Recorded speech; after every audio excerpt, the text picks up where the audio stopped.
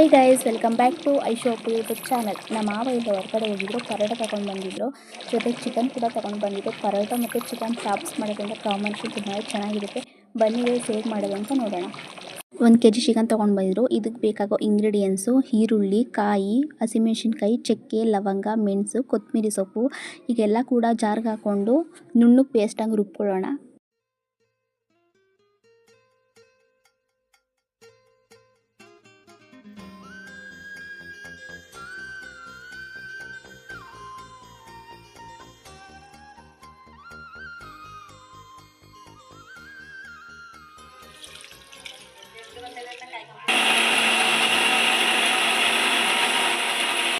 ನೋಡಿ, ಈ ಥರ ಪೇಸ್ಟ್ ಮಾಡ್ಕೊಂಡಿದ್ದೀನಿ. ಪೇಸ್ಟ್ ಎಲ್ಲ ಮಾಡ್ಕೊಂಡಾದ್ಮೇಲೆ ಸ್ಟವ್ ಆನ್ ಮಾಡಿ ಮೊದಲಿಗೆ ಚಟ್ನಿ ಇಟ್ಕೊಂಡಿದ್ದೀನಿ.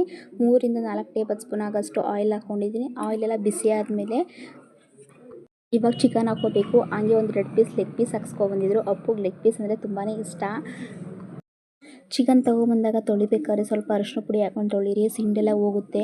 ಸ್ವಲ್ಪ ಜನ ಹಾಗೆ ತೊಳೆದ್ಬಿಡ್ತಾರೆ, ಸಿಂಡಿರುತ್ತೆ. ಹಾಗಾಗಿ ಎಲ್ಲರೂ ಕೂಡ ಸ್ವಲ್ಪ ಚಿಕನ್ ತೊಳಿಬೇಕಾದ್ರೆ ಅರಿಶಿನ ಪುಡಿ ಹಾಕ್ಕೊಂಡು ತೊಳಿರಿ. ಇವಾಗ ಚಿಕನ್ ಹಾಕ್ಕೊಂಡಿದ್ದೀನಿ. ಚಿಕನ್ಗೆ ಹಳ್ಳುಪ್ಪು ಹಾಕೋದ್ರಿಂದ ಚಿಕನ್ ಚೆನ್ನಾಗಿ ಉಪ್ಪು ಹಿಡಿಯುತ್ತೆ. ನೀರೆಲ್ಲ ಚೆನ್ನಾಗಿ ಸುಂಡಿಸ್ಕೋಬೇಕು. ಚಿಕನಲ್ಲಿ ನೀರು ಸುಂಡಿದ್ರೆ ಮಾತ್ರ ಟೇಸ್ಟ್ ಇರುತ್ತೆ. ಇವಾಗ ಚಿಕನ್ನ ಚೆನ್ನಾಗಿ ಮಿಕ್ಸ್ ಮಾಡ್ಕೊಳ್ಳೋಣ. ಅದು ನೀರಿನಂಶ ಬಿಡುತ್ತೆ. ಅದು ಕೂಡ ಫುಲ್ಲು ನೀರು ಸುಂಡೋಗೋವರೆಗೂ ಕೂಡ ಚೆನ್ನಾಗಿ ಫ್ರೈ ಮಾಡ್ಕೋಬೇಕು. ಚಿಕನ್ನ ಫ್ರೈ ಮಾಡ್ಕೋಬೇಕಾದ್ರೆ ಗ್ಯಾಸ್ನ ಮೀಡಿಯಮ್ ಫ್ಲೇಮಲ್ಲಿ ಇಟ್ಕೊಂಡು ಫ್ರೈ ಮಾಡ್ಕೋಬೇಕು. ನೋಡಿ, ಇವಾಗ ಸ್ವಲ್ಪ ನೀರು ಸುಂಡೋಗ್ತಿದೆ. ನೀರು ಚೆನ್ನಾಗಿ ಸುಂಡೋಗಬೇಕು. 1-2 ಡೇಸಿಂದ ವೀಡಿಯೋ ಅಪ್ಲೋಡ್ ಮಾಡೋಕ್ಕಾಗಿಲ್ಲ, ಸ್ವಲ್ಪ ಹುಷಾರಿಲ್ಲ. ಹಂಗಾಗಿ ಯಾವುದೇ ಕೂಡ ವೀಡಿಯೋ ಅಪ್ಲೋಡ್ ಮಾಡಿರಲಿಲ್ಲ.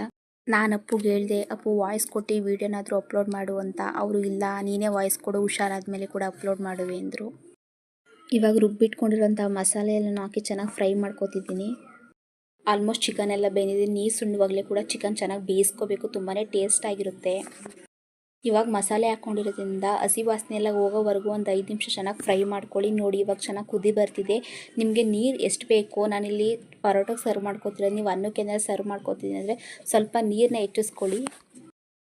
ಚಾಪ್ಸ್ ಮಾಡ್ಕೊಳ್ಳೋದಂದರೆ ಯಾವತ್ತೂ ಕೂಡ ಗಟ್ಟಿಯಾಗಿರಬೇಕು. ನಾನಿಲ್ಲಿ ಅನ್ನ ಮತ್ತು ಪರೋಟ ಮಾಡ್ಕೊತಿರೋದ್ರಿಂದ ಸ್ವಲ್ಪ ತೆಳ್ಳೆ ಕಂಟೆಸ್ಟೆಂಟ್ ಮಾಡ್ಕೊಂಡಿದ್ದೀನಿ. ನೀವು ಯಾವ ರೀತಿ ಬೇಕೋ ಆ ರೀತಿ ಮಾಡ್ಕೋಬೋದು. ಇವಾಗ ಒಂದು 5 ನಿಮಿಷ ಚೆನ್ನಾಗಿ ಫ್ರೈ ಮಾಡ್ಕೊಳ್ಳಿ. ಮುಂಚೆನೇ ಫ್ರೈ ಮಾಡ್ಕೊಂಡಿರೋದ್ರಿಂದ ಇವಾಗ ಜಾಸ್ತಿ ಫ್ರೈ ಮಾಡೋ ಅವಶ್ಯಕತೆ ಇರಲ್ಲ. ನೋಡಿ, ಈ ಥರ ಚೆನ್ನಾಗಿ ಕುದಿಬೇಕು. ಫೈನಲ್ ಚಿಕನ್ ಚಾಪ್ಸ್ ರೆಡಿಯಾಗಿದೆ. ನೋಡಿ, ಇವಾಗ ಸ್ಟವ್ನ ಆಫ್ ಮಾಡಿಕೊಂಡು ಪರೋಟ ಬೇಯಿಸ್ಕೊಳ್ಳೋಣ.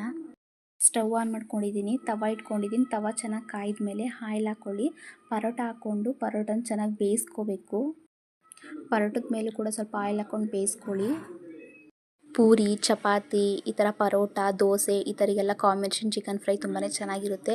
ಇವಾಗ ಸರ್ವ್ ಮಾಡ್ಕೋತಿದ್ದೀನಿ ನೋಡಿ. ಈ ವಿಡಿಯೋ ನಿಮಗೆ ಇಷ್ಟ ಆಗಿದ್ರೆ ಲೈಕ್ ಮಾಡಿ, ಶೇರ್ ಮಾಡಿ, ಕಮೆಂಟ್ ಮಾಡಿ. Please subscribe my YouTube channel.